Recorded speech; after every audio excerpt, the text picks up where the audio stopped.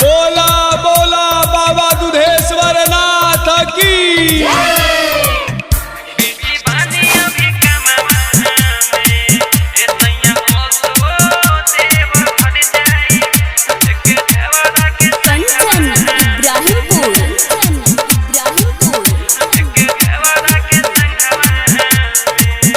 Music by नवीन यादव। ऐसा ओसो देव घर जाई लेके देवरा के संगवा में।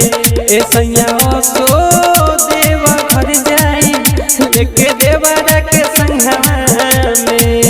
कह के अइले ना पिया पढ़े हो कह के अइले ना पिया पढ़े हो बिजी बानी अभी कमावा में। ऐसा ओसो देव घर जाई लेके देवरा के संगवा में। राजा ओसो देव घर जाई लेके देवरा के संगवा में। कह के अइले ना पिया पढ़े हो कह के अइले ना पिया पढ़े हो बिजी बानी अभी कमावा में। ऐसा ओसो देव घर जाई लेके देवरा के संगवा में। बोला बोला सूढ़ वाला गणेश भगवान की।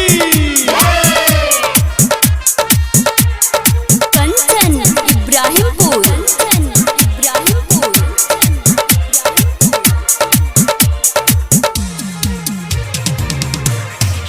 ऐसा गेरुआ रंग सरिया लेनी मंगाई हो धके कान्हे पर कांवरवा पियावा जाइब हो।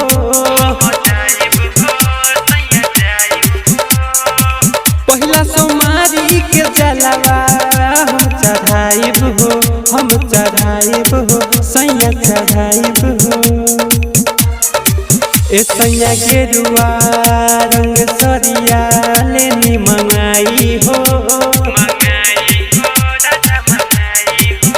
धके कान्हे पर कांवरवा पियावा जाइब हो।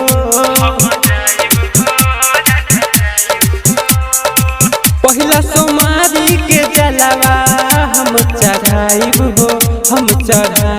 हो सैया चढ़ाइब हो। पहिला बात सुनो पिया साचो इहे बाटे मनवा हमें। ऐसा ओसो देव घर जाई लेके देवरा के संगवा में।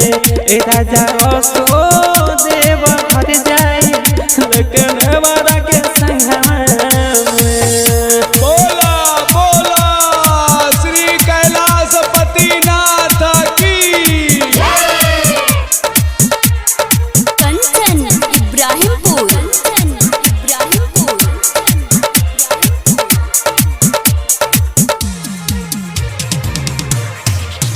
बाबा हौवे बड़ी दानी सुनिले सबका हो। पियारा नजित तू बनब आदमी बड़का हो।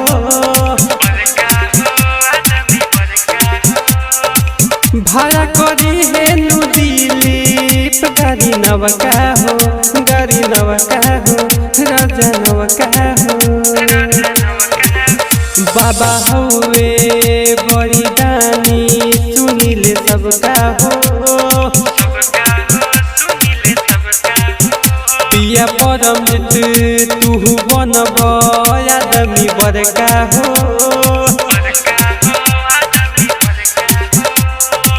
भाड़ा करी है नु नवीन गाड़ी नवका हो राजा नवका हो। सत्यनारायण कुश भानु झूमी भक्ति के रंगवा हमें।